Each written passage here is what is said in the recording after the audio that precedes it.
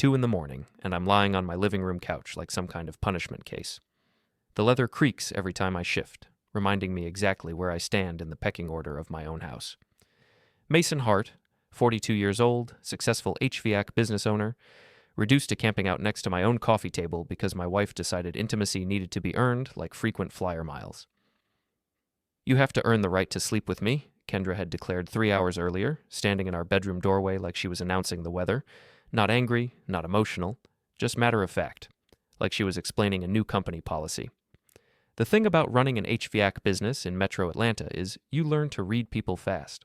When someone's air conditioning fades in July, you see them at their most desperate. You learn to spot the liars, the cheats, the ones who'll smile while planning to stiff you on the bill. 20 years of crawling through strangers' attics teaches you things about human nature that marriage counselors charge $200 an hour to figure out. But somehow, I miss the signs in my own house. Through the thin walls of our suburban paradise, I can hear Kendra on the phone in the kitchen. Her voice carries that particular tone she uses with Finch, her best friend since college. They're laughing about something, and every few seconds I catch fragments. Reward system works perfectly. He actually went to the couch. Time he learned his place. I stare at the ceiling, counting the tiny cracks in the paint. 38 hairline fractures spreading out from the corner like a spider web. Funny how you notice details when your world starts falling apart. My phone buzzes. Text from my daughter Tina, 17 and full of teenage wisdom. "Dad, you're a joke. Mom's moving on. Maybe you should too." Nothing like getting life advice from someone whose biggest achievement is going viral on TikTok for mocking my old man energy. The apple doesn't fall far from the tree, apparently. I roll off the couch and grab my keys. If I'm going to be banished from my own bedroom, might as well do something productive. The work van needs an oil change, and there's something therapeutic about getting your hands dirty when your personal life goes to hell. The driveway is quiet except for the distant hum of Mrs. Brennan's pool filter next door. Even at 2 a.m., that woman's got something running, probably plotting her next HOA violation notice. She's been gunning for me ever since I parked the work van in my own driveway instead of hiding it in the garage like some shameful secret. I pop the hood and get to work, letting the familiar routine of maintenance calm my nerves. Check the oil, inspect the belts, clean the air filter. Simple problems with simple solutions, unlike whatever's happening inside my house. That's when I hear Kendra's voice again, clearer now through the kitchen window she must have opened. "Lori, I swear it's like training a dog. You establish boundaries, stick to them, and eventually they learn their place. Mason thinks he can just coast on 20 years of marriage like it's some kind of lifetime membership." More laughter. Lori's voice joins in, though I can't make out her words. "The reward system is genius," Kendra continues. "You suggested it, and it's working perfectly. He wants intimacy. He can earn it. Better attitude, more help around the house, less time with those loser friends at Victor's gym, basic behavioral modification." I freeze with the oil dipstick halfway out of the engine. Lori suggested it. My wife's best friend is coaching her on how to train me like a circus animal. "He's so predictable," Kendra says, sitting out there in the living room, probably feeling sorry for himself. By tomorrow he'll be apologizing and asking what he can do to fix things. Men are so simple. The front door slams, and I look up to see Tina storming toward her car, keys jangling in her hand. "Where are you going at 2 in the morning?" I call out. She doesn't even slow down. "Anywhere but here? This house is pathetic. Mom's got the right idea. Time to upgrade." Her car roars to life, headlights sweeping across me as she backs out of the driveway. 17 years old, and she's already learned to dismiss me like I'm some kind of embarrassment. I stand there in my own driveway, oil-stained hands and wounded pride, listening to my wife discuss my behavioral modification with her best friend while my daughter flees the scene like the house is on fire. 20 years of marriage, 20 years of building a business, providing for my family, being the reliable guy who fixes things when they break. And this is what I get: a reward system and a spot on the couch. But here's the thing about fixing broken systems. First, you have to understand what went wrong. 3 days later, I'm standing in the ballroom of the Grandview Hotel, wearing my least hated suit and pretending to care about whatever charity Kendra's boutique hotel is sponsoring this month. Something about literacy, or maybe it was literacy for pets. At this point, the causes all blur together into one endless parade of tax-deductible networking opportunities. Kendra works as a bookings manager for a chain of upscale boutique hotels around Atlanta. It's the kind of job that sounds more impressive than it pays, but it comes with perks: free event space, catering connections, and apparently an endless supply of charity mixers where she can parade around like some kind of hospitality royalty. She's across the room now, holding court near the silent auction table, wearing a black dress that probably costs more than most people's rent. Her laugh carries over the ambient jazz music and cocktail chatter, bright and performative. She's flanked by Lori Finch, as always, and a rotating cast of hotel industry people whose names I've never bothered to learn. Lori catches my eye and gives me a smile that doesn't reach her eyes. She's 39, unmarried, and has made a career out of being Kendra's professional best friend.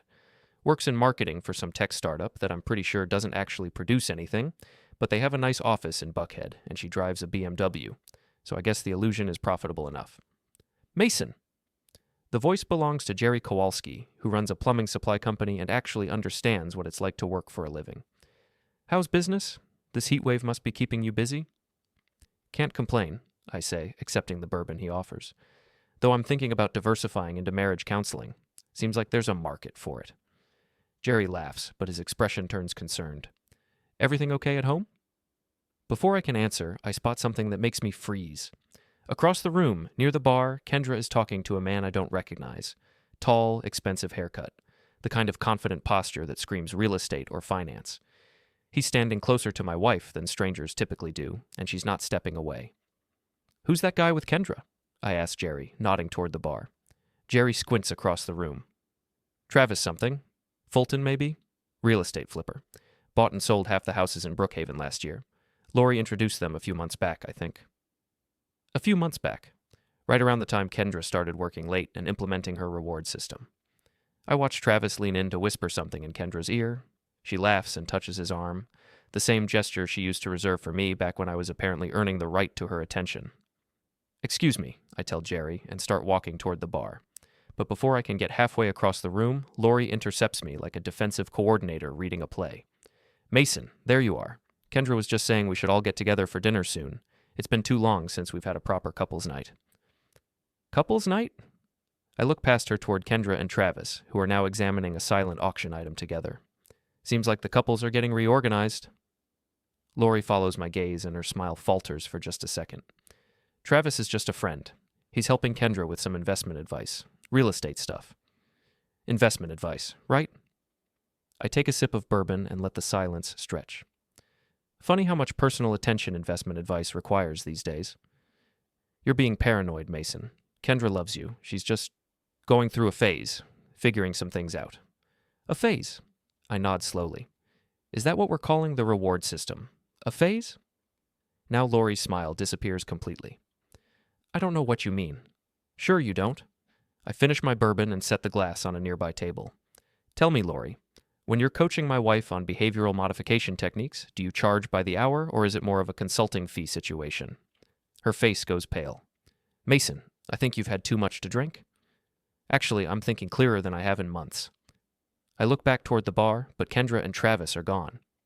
Where did they go? I'm sure they just stepped outside for some air. It's crowded in here. I walk toward the exit. Lori trailing behind me, making nervous conversation about the weather and the silent auction, and anything except what we both know I'm about to discover. The hotel's back patio overlooks a small garden area with strategically placed lighting and the kind of landscaping that costs more per square foot than most people's houses. It's empty except for a few smokers clustered near the building, but the parking lot tells a different story. Under a streetlight next to a silver Tesla that screams, "I flip houses for a living," my wife of 20 years is kissing another man. Not a friendly peck on the cheek or an accidental brush of lips. A full contact, hands in his hair, 20 years of marriage down the drain kiss. I stand there for what feels like an hour, but is probably 30 seconds, watching my life reorganize itself into a new configuration that doesn't include me as anything more than a supporting character. Behind me, Lori whispers, Mason, let me explain. I turn around. She's wringing her hands like she's trying to wash off evidence. Explain what? How long you've been coaching my wife on her exit strategy, or just the part where you thought I was too stupid to figure it out? It's not like that. She's confused. She's going through something. She's going through something, all right. She's going through a divorce. I walk past Lori, back through the hotel lobby, past the charity mixer and the silent auction, and all the people who are about to have something very interesting to gossip about at next month's event. The bartender, a guy named Rick, who I've talked to at a few of these things, catches my eye as I pass. Sorry, man, he says quietly. She's been here every week with him. I thought you knew. Every week. While I was home on the couch, earning points in her reward system, she was here every week with Travis the real estate flipper, probably planning their investment strategy in his Tesla. I drive home in silence, past the manicured lawns and perfect driveways of our suburban paradise, thinking about behavioral modification and reward systems, and how sometimes the person you think you're training is actually training you. By the time I get home, it's past midnight and the house is dark. Kendra's car isn't in the driveway, which means she's probably still getting investment advice from Travis. Or maybe they've moved on to more advanced consultation techniques. I sit in my van for a few minutes, engine ticking as it cools, staring at the house I've been paying a mortgage on for 15 years. 2-story colonial, 3 bedrooms, 2.5 baths, finished basement where Tina used to play when she was little and still thought I was worth something. The American dream, complete with a white picket fence and a wife who kisses other men in hotel parking lots. The reward system makes perfect sense now. Why would she waste intimacy on her husband when she's getting it from someone who drives a Tesla and flips houses for a living? I was being trained to accept less while she upgraded to something better, but here's the thing about being in the HVAC business. You learn that every system has a weak point. Every setup, no matter how sophisticated, has a way to shut it down if you know where to look. I grab my toolbox from the van and walk around to the backyard. Travis lives in Brookhaven, about 20 minutes away, in one of those gated communities where the HOA fees cost more than most people's mortgages. I've been there once, for a barbecue that Lori organized back when I still thought she was just Kendra's annoying friend instead of her life coach and strategic advisor. The neighborhood is called Willowbrook Estates, and it's the kind of place where people drive golf carts to check their mail, and every house looks like it was designed by the same architect who specializes in tasteful affluence. Travis lives on Magnolia Lane, because of course he does, in a house that's probably worth 3 times what mine is. It takes me 45 minutes to drive there, park on a side street, and walk through the perfectly manicured common areas to his cul-de-sac. The Tesla is in his driveway, still warm from their evening of investment planning. I've got a roll of stickers in my toolbox that I use for equipment labeling. Big, bright yellow ones that say, defective, in bold red letters. They're designed to stick to metal and stay there through weather, vibration, and time. Industrial-grade adhesive that requires a heat gun and serious scraping to remove. I slap one right in the center of his windshield, then another on the driver's side window, a third on the hood, right over the Tesla logo. The valve stems on his tires are the expensive kind, probably cost $50 each to replace. I don't damage them, that would be vandalism. I just let the air out, slowly and quietly, until all 4 tires are flat but not ruined. It's petty and juvenile and exactly the kind of thing that a 42-year-old business owner shouldn't be doing at 2 a.m. in someone else's driveway. But watching those tires deflate feels like the first honest thing I've done in months. I'm walking back toward the street when I notice the security camera. It's mounted on a decorative post near the mailbox cluster, one of those modern ones that probably sends alerts to Travis's phone and records everything in high definition. The little red light is blinking steadily, which means it's active and probably has been the entire time I've been here. For about 10 seconds, I consider going back and trying to disable it, but that would definitely be a crime, and I'm not ready to cross that line yet. Besides, what's he going to do? Call the police and explain that someone put stickers on his car while he was inside planning his next real estate flip with another man's wife?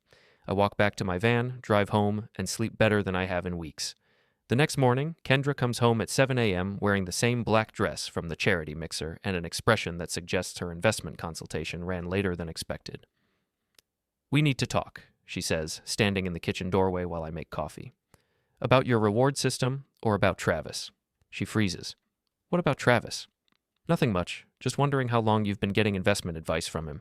Jerry Kowalski mentioned he's quite the expert on personal portfolio management." Her face goes through several expressions before settling on defensive. "Travis is helping me understand some financial opportunities. There's nothing wrong with getting professional advice." "Professional advice? Is that what we're calling it?" I pour 2 cups of coffee and offer her one. She doesn't take it. "How much does he charge for his consultation services?" This is exactly why I can't talk to you about anything important. You turn everything into some kind of joke. "I'm not joking, Kendra. I'm genuinely curious about the fee structure. Does he charge by the hour, or is it more of a performance-based compensation model?" She slams her purse down on the counter. "I don't have to explain myself to you, especially not when you're acting like this." "Acting like what? Like a husband who noticed his wife kissing another man in a hotel parking lot?" The silence stretches between us like a live wire. She opens her mouth, closes it, opens it again. You were spying on me. I was leaving a charity mixer and happened to see my wife conducting business in the parking lot. Very thorough business meeting, by the way. Travis is clearly dedicated to client satisfaction. You're disgusting. I'm disgusting. I'm not the one implementing reward systems and training my spouse like a circus animal while getting professional advice from someone who drives a Tesla. She stares at me for a long moment, and I can see her calculating, trying to figure out how much I know, how much I've figured out, whether she can still control the narrative. I want you to move out, she says finally. I bet you do, but here's the thing about wanting things. Sometimes you have to earn them. Her phone buzzes. She glances at it and her face goes pale. Problem? I ask. She doesn't answer, just grabs her purse and heads for the door. Tell Travis I said good morning, I call after her, and ask him about those security cameras in his neighborhood. Very high-tech system they've got over there. The door slams hard enough to rattle the windows. I finish my coffee and check my phone. 3 missed calls from a number I don't recognize and a text message. We need to talk. This is Travis. I delete the message and pour another cup of coffee. The war has officially begun. Victor Sloan's boxing gym sits in a strip mall between a pawn shop and a place that claims to sell authentic Mediterranean cuisine, but smells like frozen fish sticks. It's not the kind of place you'd find in Brookhaven or any of the other neighborhoods where people drive Teslas and flip houses for a living. This is working-class territory, where the air conditioning units are older than some of the fighters and the motivational posters are held up with duct tape. I've been coming here for 3 years, ever since I turned 40 and realized that sitting behind a desk was turning me into a soft target. Victor used to be a cop before he retired and decided to teach people how to hit things properly. He's 55, built like a fire hydrant, and has the kind of practical wisdom that comes from dealing with people at their worst for 25 years. You look like hell, he says when I walk in at 6 a.m., 2 days after the charity mixer incident. Feel worse than I look. Wife trouble? Wife, best friend, daughter, and some real estate asshole with a Tesla. It's like a country song, but with more betrayal and fewer dogs. Victor hands me a pair of gloves and nods toward the heavy bag. Work it out. Then we'll talk. For the next hour, I take out 20 years of accumulated frustration on a 100-pound bag filled with sand and broken dreams. Every punch is a conversation I should have had. Every combination is a boundary I should have set. Every hook is a decision I should have made differently. By the time I'm done, my hands are screaming and my shirt is soaked through with sweat, but my head is clearer than it's been in months. Feel better? Victor asks, tossing me a towel. Getting there. Good, because you've got company. I turn around and see Travis Fulton standing near the entrance, looking like he wandered into the wrong zip code. He's wearing khakis and a polo shirt that probably cost more than most people here make in a day, and his expression suggests he's having second thoughts about whatever brought him here. Mason Hart? He walks over with the kind of confident stride that successful people use when they are used to getting their way. I think we need to have a conversation. About what? Investment strategies? Portfolio diversification? His jaw tightens. About the stickers you put on my car and the tires. I don't know what you're talking about. The security camera caught everything. You, your van, the whole thing. I shrug and start unwrapping my hands. Security cameras catch a lot of things these days. Amazing technology. Look, I get it. You're upset.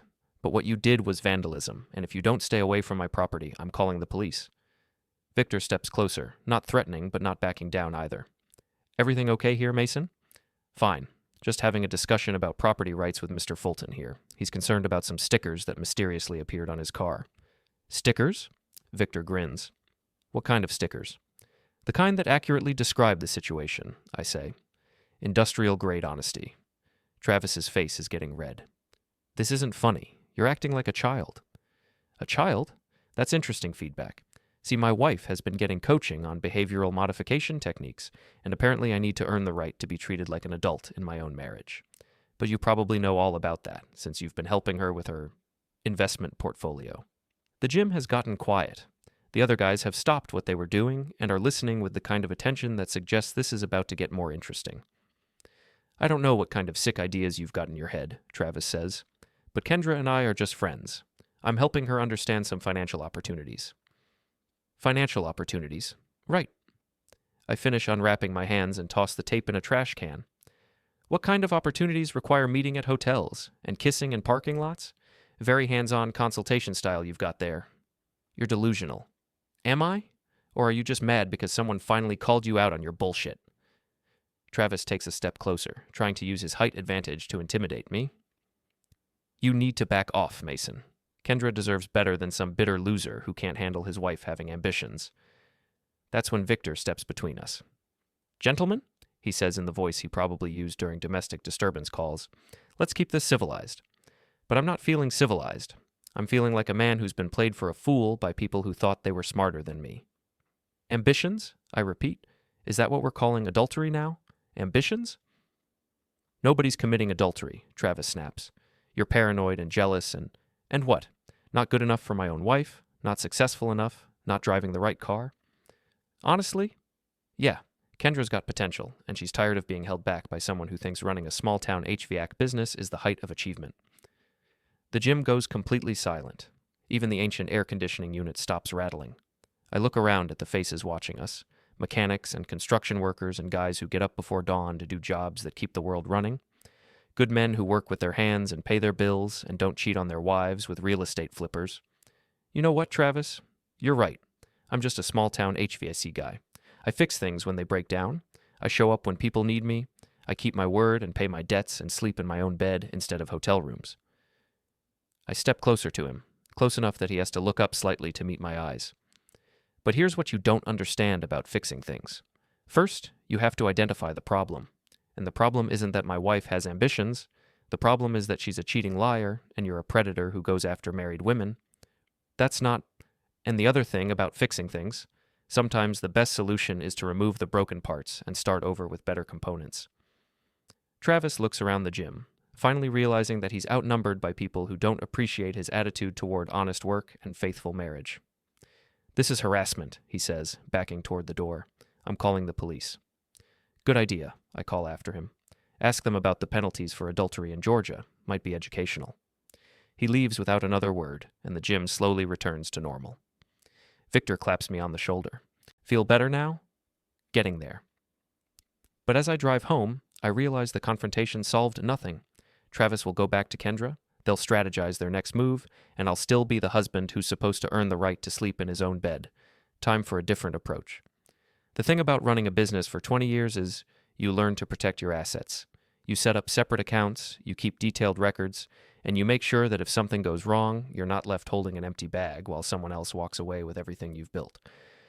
I learned this lesson the hard way in my early 30s when a business partner decided to borrow $50,000 from our equipment fund for what he called a temporary cash flow issue. The temporary issue became permanent, the partner disappeared, and I spent 2 years digging out of the hole he left being. Since then, I've been very careful about who has access to what. The Hart HVAC business operates through 3 separate accounts: operating expenses, payroll, and equipment replacement. Kendra has signature authority on the household accounts, but the business finances are mine alone. It's not that I didn't trust her, it's that mixing personal and business money is how small companies go bankrupt. At least that was my reasoning 20 years ago. Now I'm grateful for the paranoia. I spend Tuesday morning at First National Bank with Patricia Williams, the business banking manager who's been handling my accounts since I started the company. Patricia is 62, has been through 3 divorces, and has the kind of practical wisdom that comes from watching people make expensive mistakes. I need to restructure some things, I tell her, sliding a folder across her desk. Separate the business assets completely from any joint accounts. Patricia reviews the paperwork with the thoroughness of someone who's seen this movie before. Marital troubles. You could say that. How much does your wife know about the business finances? She knows we have the accounts, but she's never been involved in the day-to-day operations. Her name isn't on anything except the household checking and savings. Good. That makes this easier. Patricia pulls out a legal pad and starts taking notes. What about the house? Joint ownership, but I've been making the mortgage payments from business income. I've got records going back 15 years showing the money trail. Equipment? All purchased through the business, trucks, tools, inventory. Everything's in the company name. Even better, what about retirement accounts? This is where it gets complicated. We each have our own 401k accounts, but there's also a joint investment account that Kendra's been managing, about $40,000, mostly from business profits over the years. Patricia nods. Any unusual activity on that account recently? I hand her a printout from the investment firm. She's been moving money around for the past 3 months. Small amounts, but consistent. Says she's diversifying our portfolio based on professional advice. Professional advice from whom? A real estate investor named Travis Fulton. He's been helping her understand financial opportunities. Patricia's expression doesn't change, but I can see the wheels turning. After 3 divorces and 40 years in banking, she's developed a finely tuned radar for financial infidelity. I'd recommend freezing any joint accounts immediately, she says, and I'd suggest having a conversation with your accountant about protecting the business assets. Already scheduled for this afternoon. Good. One more thing. Do you have a lawyer? Not yet? Patricia writes a name and phone number on a piece of paper. Call him today. Tell him I sent you. He specializes in protecting business owners during divorce proceedings. By Thursday, the new financial structure is in place. All business accounts are locked down, the joint investment account is frozen pending a legal review, and I've moved the company vehicles and equipment to a new storage facility that Kendra doesn't know about. The lawyer, David Chen, is a thin, serious man in his 50s who talks about marriage dissolution the way I talk about replacing a compressor. It's an unpleasant job, but if you do it right the first time, you don't have to do it again. Georgia is an equitable distribution state, he explains during our consultation. That means marital assets get divided fairly, but not necessarily equally. The key is proving what's marital property and what belongs to the business. How do we prove that? Documentation. Bank records, purchase receipts, tax returns, anything that shows the source of funds and the purpose of expenditures. The more detailed your records, the better your position. I hand him a box of files that I've been maintaining for 20 years. Will this help? David flips through the folders, and for the first time since I walked into his office, he smiles. This will help a lot. Friday morning, Kendra discovers the new reality when her debit card gets declined at the grocery store. She calls me from the parking lot, and her voice has an edge I haven't heard before. What did you do to our accounts? I protected the business assets, just like any responsible business owner would do when facing a potential divorce. Divorce? Who said anything about divorce? You did, when you told me to move out. When you started implementing reward systems, when you began getting investment advice from Travis Fulton in hotel parking lots. Long silence. I can hear traffic in the background and what sounds like a shopping cart rattling across asphalt. I need access to money, Mason. I have bills to pay. The household checking account is still active. There's enough there for normal expenses. Normal expenses? What about the investment account? That's frozen pending a legal review of how our joint assets have been managed recently. Another silence, longer this time. Oh, you can't do this. Actually, I can, and I have. Turns out that 20 years of detailed financial records and a good lawyer can accomplish quite a lot. This is blackmail. This is asset protection.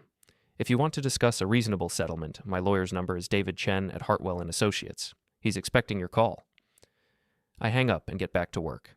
There are 3 service calls scheduled for the afternoon, and Mrs. Patterson's air conditioning unit has been making a noise that suggests the compressor is about to give up entirely. Some problems you can fix. Others you have to replace completely. But either way, you protect what matters first. The text message arrives on Sunday morning while I'm drinking coffee and reading the news.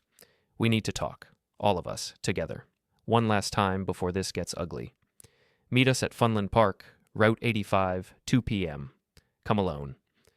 It's from Kendra's phone, but it doesn't sound like her. Too direct, too organized. This has Lori's fingerprints all over it. The woman who's been orchestrating my wife's behavioral modification program from behind the scenes. Funland Park has been abandoned for 3 years, ever since the new Six Flags opened and drew away all the customers. It sits on 20 acres of cracked asphalt and rusted rides, a monument to failed dreams and bad business planning. The kind of place where teenagers go to drink beer and urban explorers come to take moody photographs of decay. Perfect setting for whatever confrontation they've got planned. I arrive early and park near the old entrance gate. The closed signs are sun-faded and bullet-riddled, and someone has spray-painted "Abandon Hope" across the ticket booth in letters 3 feet tall. Subtle. Victor's pickup truck pulls in behind me. I called him this morning and explained the situation, not because I'm expecting violence, but because having a witness seemed like good insurance. You sure about this? He asks, getting out of his truck. No, but I'm tired of being managed and manipulated by people who think I'm too stupid to see what's happening. We walk through the gap in the chain-link fence and into what used to be the midway. The old game booths are still standing, their bright paint now faded to pastels. A carousel horse lies on its side near the funhouse, missing its head and one leg. The whole place smells like rust and abandonment. Kendra's car is parked near the old roller coaster platform. She's standing with Lori and Travis, the 3 of them looking like they're posing for a magazine article about successful people slumming in interesting locations. You brought backup, Lori says when she sees Victor. Insurance policy, I reply, just like you brought your investment advisor. Travis steps forward, trying to project authority in a place where authority faded along with the business plan. Mason, we need to settle this like adults. Adults. Interesting word choice coming from someone who's been sneaking around with another man's wife. Nobody's sneaking around, Kendra says. Travis and I are friends, business associates. You're the one making this into something ugly. I laugh, and the sound echoes off the abandoned rides like a ghost of better times. Business associates. Is that what we're calling it now? I pull out my phone and connect it to a portable speaker I brought from the van. The same setup I use for work presentations, but today it's serving a different purpose. Since we're all here to have an adult conversation, I say, let's make sure we're all working with the same information. The first audio file starts playing. Kendra's voice, clear and unmistakable. You have to earn the right to sleep with me. Her face goes white. Where did you get that? I've been recording our conversations for the past month. Amazing what you can capture with a decent digital recorder and a little patience. The second file plays. The reward system is genius. You suggested it, and it's working perfectly. He wants intimacy. He can earn it. Lori takes a step backward. Mason, this is illegal. You can't record people without their consent. Actually, in Georgia, I can record any conversation I'm a party to. One-party consent law. Very convenient for documenting behavioral modification techniques. The third file is the conversation I recorded through the kitchen window. Men are so simple. Basic behavioral modification. Travis looks like he's starting to understand that this isn't going the way they planned. What do you want, Mason? I want the truth, all of it. How long has this been going on? Who came up with the plan? And what exactly did you think was going to happen when I figured it out? Silence. The wind picks up and rattles a loose piece of metal somewhere in the distance. Fine, I say. Let me fill in the blanks. I start walking toward the old funhouse, and they follow like I'm giving a guided tour of their own deception. Lori, you've been coaching Kendra for months, teaching her how to manage me, control me, train me like a pet. The reward system was your idea, wasn't it? Mason. And Travis, you've been the carrot in this setup. The successful man with the nice car and the investment opportunities. The upgrade she's been working toward while keeping me as the safety net. That's not... And Kendra, you've been playing both sides. Keeping me around to pay the bills and provide stability while you explored your options with someone who seemed like a better deal. We're standing in front of the funhouse now, its broken mirrors reflecting fractured images of all of us. Appropriate metaphor. But here's what none of you considered, I continue. I'm not as stupid as you thought, and I'm definitely not as helpless. I pull out a folder and start reading from the documents inside. Travis Fulton, real estate investor. Except according to the Georgia Secretary of State's office, your real estate license expired 2 years ago. You've been operating without proper credentials, which makes every transaction you've handled potentially fraudulent. Travis's confident expression cracks. That's a clerical error. Is it? Because I also found 3 complaints filed against you with the Better Business Bureau for misrepresenting investment opportunities. Apparently you have a pattern of targeting women with promises of financial security that don't quite materialize. I turn to Lori. And you, the marketing expert. Funny thing about your tech startup. It doesn't actually exist. The address you list is a mail forwarding service, and the phone number goes to voicemail that's never answered. You're running some kind of consulting scam, aren't you? Lori's face has gone from pale to gray. You don't know what you're talking about. Don't I? Because I had a very interesting conversation with the IRS about unreported income from consulting fees. Turns out they're very interested in people who coach married women on behavioral modification techniques without declaring the income. The silence stretches like a tightrope about to snap. And Kendra, I say, turning to my wife of 20 years, you've been stealing from the hotel. Small amounts, nothing that would trigger an audit, but enough to fund your new lifestyle. Gift cards, expense account meals, using company resources for personal entertainment. That's not true. Your boss thinks it is. I sent him copies of your expense reports along with some interesting photos from hotel security cameras. Apparently, using company facilities for personal meetings with unlicensed real estate investors violates several hotel policies. Kendra sits down hard on a broken bench near the funhouse entrance. You destroyed my job. You destroyed your job? I just documented it. Travis tries one last play for control. This is harassment, Mason. We can have you arrested for stalking, for illegal recording, for what? Protecting my assets from people who were planning to steal them? For documenting adultery and fraud? For refusing to be a victim? I look around at the three of them, these people who thought they were smart enough to manage my life without me noticing. Here's what's going to happen, I say. Travis, you're going to disappear. No more contact with my wife, no more investment advice, no more anything. If I see you again, those BBB complaints become criminal fraud charges. Lori, you're going to find a new friend to coach. Kendra's behavioral modification program is officially terminated, and you might want to get your tax situation sorted out before the IRS comes looking for you. And Kendra, you're going to sign divorce papers that give me the business, the house, and custody of Tina. In exchange, you get to walk away without criminal charges for embezzlement. You can't do this, she whispers. I already have. The wind picks up again, and somewhere in the abandoned park, a piece of metal falls with a crash that echoes like a gavel coming down. 20 years, I say, looking at Kendra one last time. 20 years I thought we were building something together. Turns out you were just waiting for a better offer. I turn and walk back toward the entrance, Victor falling into step beside me. Feel better? He asks. Hey, getting there. Behind us, I can hear them arguing, blame and accusations and the sound of a plan falling apart. But I don't look back. Some things, once they're broken, aren't worth fixing. Time to build something new.